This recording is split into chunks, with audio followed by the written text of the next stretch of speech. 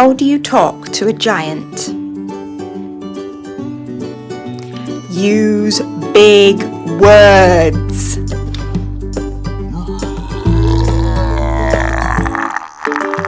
little progress each day adds up to big progress.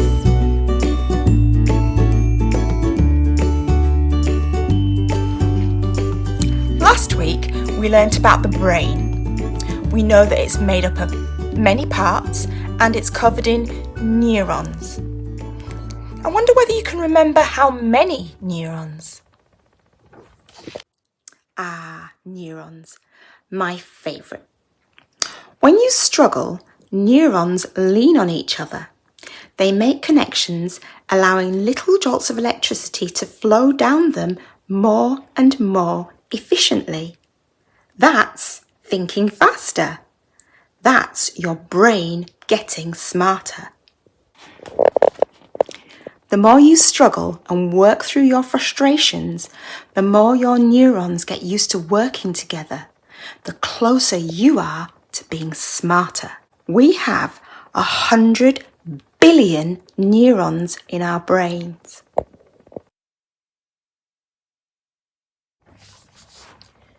The more we enable our neurons to connect, the smarter we become. But how can we get those neurons really firing? Well, this week we're going to talk about perfectionism. The root word of perfectionism is the word perfect. Always trying to be perfect can be a weakness, something that stops you from making good progress. Having high standards, of course, is great and really important. But sometimes perfectionists are trying to avoid making mistakes. Do you ever find yourself getting annoyed because you got one question wrong in your maths book? Or do you end up being late for school because you couldn't get your ponytail in just the right position? If you're constantly trying to be perfect, you create stress and anxiety, and that is not good for your brain.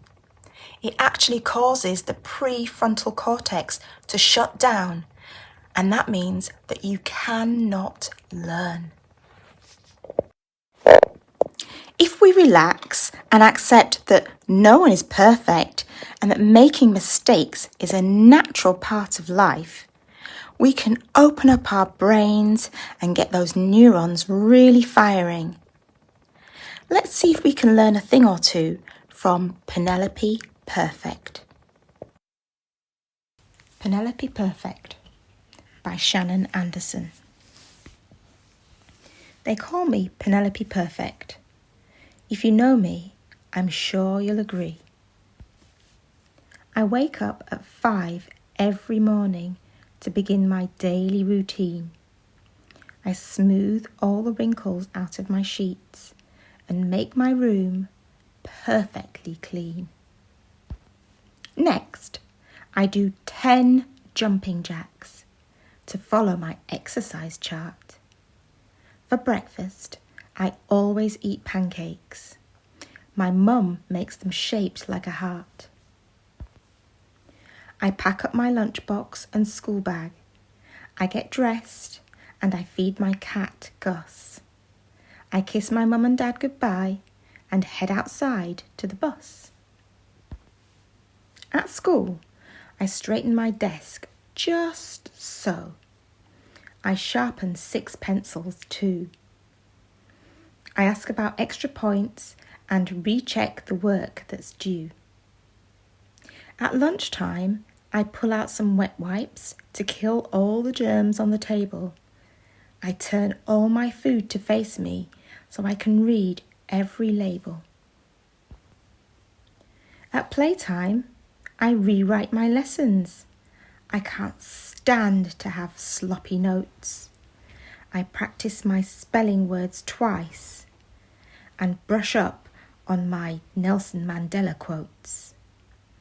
I climb on the bus to go home and tackle my schoolwork at 4. I eat dinner with Mum and Dad, then study my lessons some more. I put on my favourite pyjamas, brush my teeth and comb my hair. My parents tuck me in at 8 with my cat and my teddy bear. I don't fall asleep till much later. There are so many thoughts in my head. I need to double check the list I keep safely by my bed. I love to be prepared with every detail on track, but sometimes a sudden storm throws things way out of whack. I snooze through the thunder and lightning, deep in a very sound sleep. And at 5 o'clock in the morning, my trusty alarm doesn't beep. The storm must have knocked out the power. We've all slept till past 8 o'clock. I don't have time to shower or even to find matching socks. My bed is rumpled, my hair a mess. I can't fix the wrinkles in my polka dot dress. I run to my parents' bedroom crying, "What are we going to do? My watch says it's 8:17. Please tell me it isn't true." My dad leaps straight out of bed while I scoop up all of my stuff. The fruit I grabbed for breakfast will have to be enough.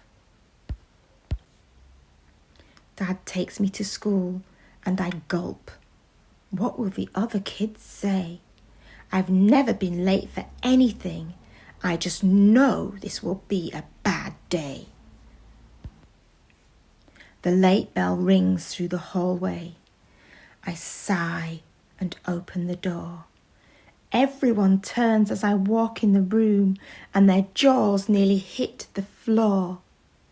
With my unbraided hair and wrinkled dress, my mismatched shoes and sweater, I look like I've been through a hurricane. I sure hope my day will get better. I wonder what I'll eat for lunch today, since I didn't have time to pack it. What if my pencils all break in two? I'm not sure I can hack it. Just when I think things can't get any worse, I get my first ever B.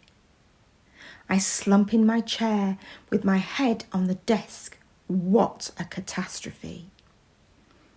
My teacher walks over to see me. I'm sure she senses disaster.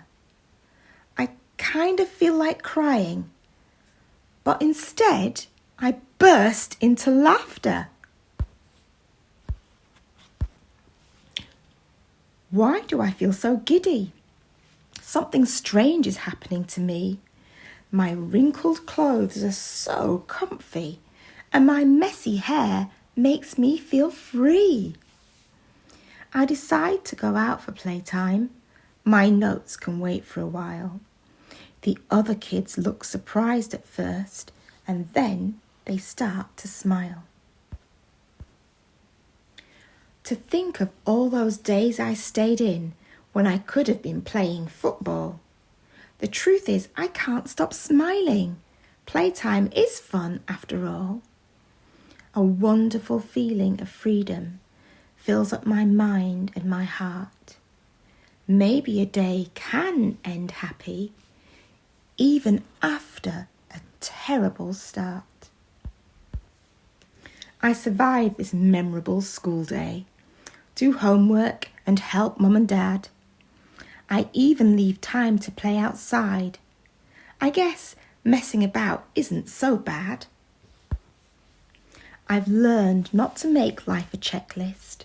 That doesn't mean that I'm lazy. It's all right to go with the flow sometimes and not make myself so crazy. I've decided that from now on, I won't be in such a big hurry.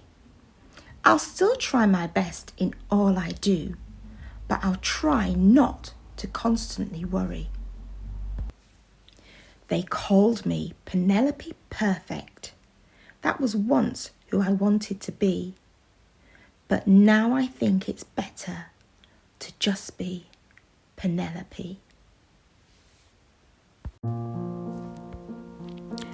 Penelope very quickly learned that things don't have to be perfect all the time.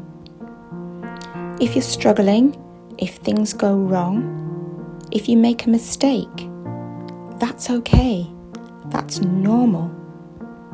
Give your brain a break and get those neurons firing again.